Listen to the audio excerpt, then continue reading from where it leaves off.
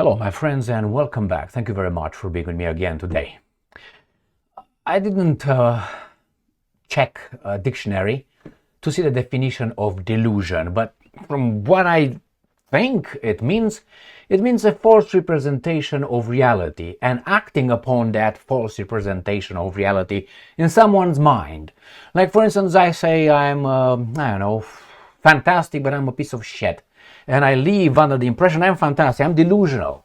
Reality, doesn't reflect what I really think about myself. I'm delusional. Or I think I'm the world champion in Karate Kyokushin. I'm not, but I think I am the best it's delusional. It's not, it doesn't reflect reality. It's not proportionate with reality. We are, I think, all more or less delusional in our self-representation. It's hard to identify where exactly we sit on this planet. But nevertheless, sometimes we think we're too good than probably the value that we actually have. And sometimes we think that we're worse than actually, value, worth. So what do we have here?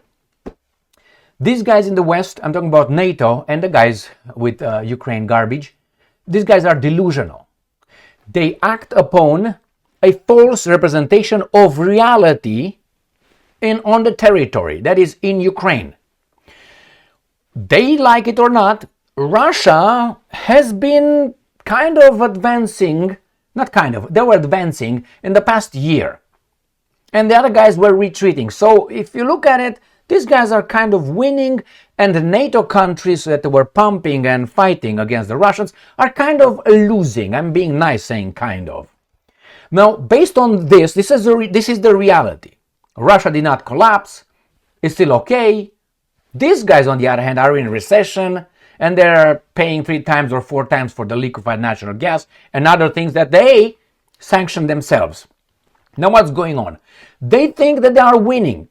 I'm talking about these guys in NATO. They are losing, actually. They think they are winning against Russia. Remember, Russia doesn't fight Ukraine.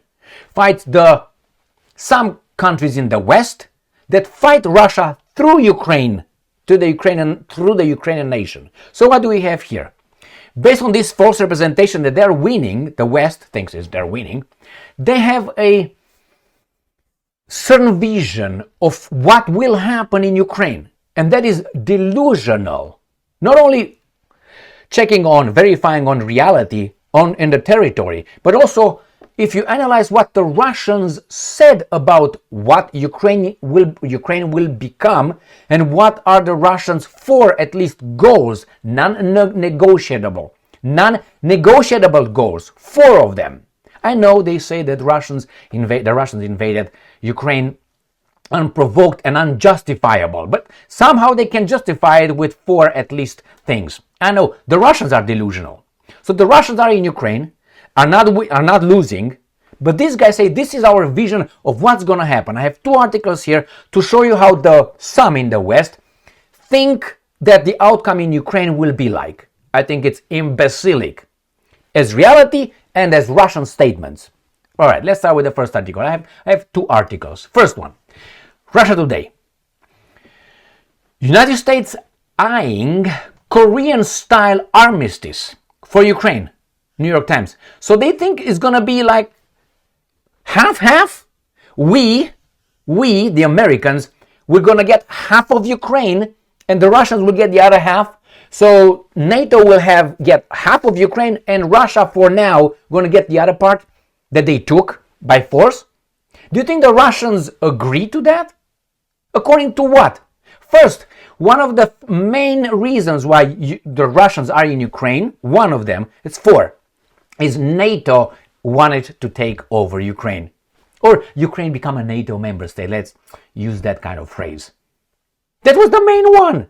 And these guys think that they are losing, actually. They think in their delusion, thinking they're winning, that they will take half of it, like, Korean-style armistice.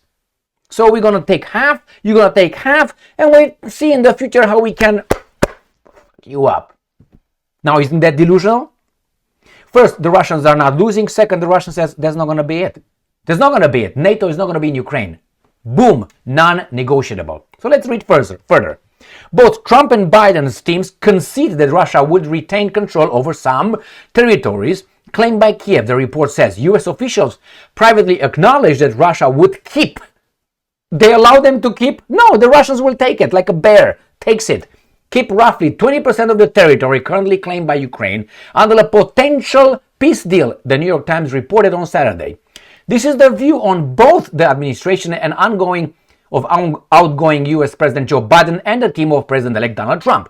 Any potential armistice could therefore resemble the one reached at the end of the Korean War in 1953, which froze the conflict indefinitely but never led to a formal peace treaty.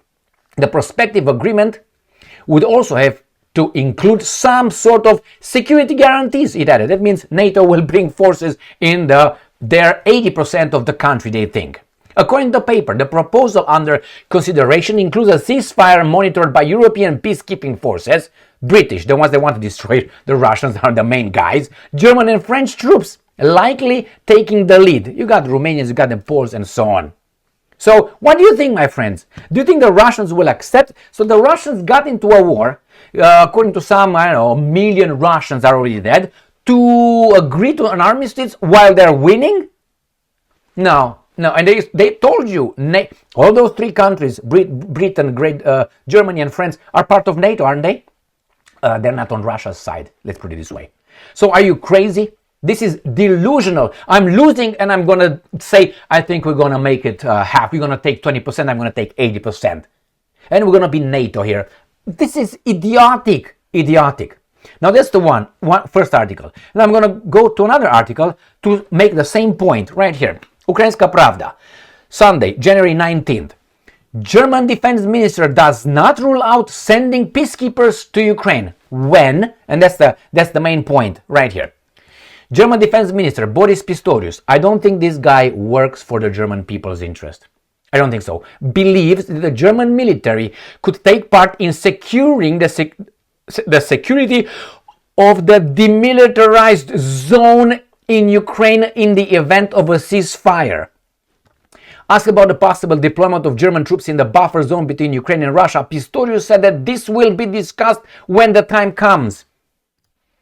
It ain't gonna come. Now, question for the younger generation, I'm almost certain, not certain, I'm 99.9% certain you don't know how they got to that armistice in Korea. Now, the older generation, which is, I would say, over 60, probably know. Why? School was different then. Do you know how they came to the armistice? All right, I'll tell you this. They were the United Nations, the Americans. They were pushing the North Koreans, pushing, until what? Do you remember what happened? All right, go and check out the Chinese. What did the Chinese do?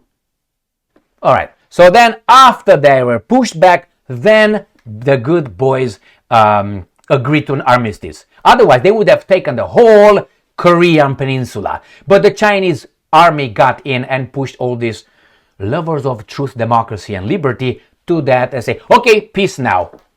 That's how they think they're going to do the same thing. Remember, if the Chinese would have not entered to push these guys back, the good forces of the would have pushed them maybe even to China, go to Beijing at that time.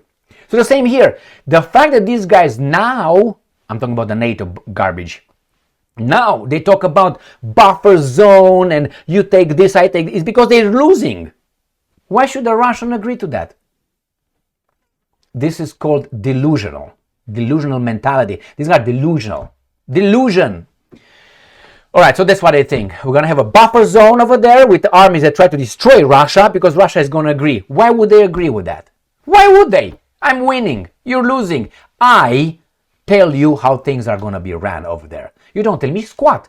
Why? You got me off the warm bed. I was enjoying myself with a lady to come outside in the cold and smack you. And while I'm in the process of smacking you, you say, okay, stop. No, I'm not going to stop until I squash you. You got me out. I put all this effort. Now you scratched me. You poked me in the eye. You fondled my balls. And now you think I'm going to be stopping? No, you're never going to recover. At least that's, I think, seems to be Russia's 4 non-negotiable things, which is first, no NATO on Ukraine, second, demilitarization of Ukraine, denazification, and keeping all those Donbas and Crimean Peninsula into the Russian Federation. That's what it's going to be. Ukraine will not be independent. Ukraine will be occupied either by the Russians or by the West, whomever is winning here. The West being the Americans. It seems like the Americans lost the desire to fight. Trump wants to stop it, and he said, I'm going to talk to Putin. What are you going to do? What are you going to do? What are you going to do? How are you going to threaten Putin? What are you going to tell Putin? You're going to give the brave Americans to do what? You don't even meet your quota in the military. People don't want to fight. You get immigrants. They will get what? Citizenship and green card if they participate. They get green card, but nevertheless. That's how you got the military. Those guys, those are mercenaries. Before it used to be, I go and fight because I love my country. These guys are the invaders. I'm going to defend my family. Nowadays it's not like that. You pay me, give me college, I'm going to go and fight. That's mercenary. A mercenary army. Yes, some people are patriotic. Don't get me wrong. There are some of them. How many? I don't know. What I'm talking about is they have no desire to fight the Russians. So Trump with all these threats means zero. Zero. Do you think any threat Trump can make to Putin, Putin can say it back? What are you going to do? You impose sanctions on me? What kind of sanctions? What more sanctions you impose on me? Are you going to invade me? We have nuclear weapons, buddy. Oh, you have nuclear weapons? We have them too. So back up off. And when the Ukrainian nation will be gone, these baboons could activate potentially the imbeciles in Romania, the guys in Poland, the Baltic states, and other peripheric countries. And then when they're done, then we'll say, stop, because right now it hurts me. It hurts me, so let's stop. That's what they will do. That's exactly what they did. That's what they did over there in Korea. The same thing. Thank you very much for being with me again today. Delusional. Stay strong, stay smart, look for the truth, and be just.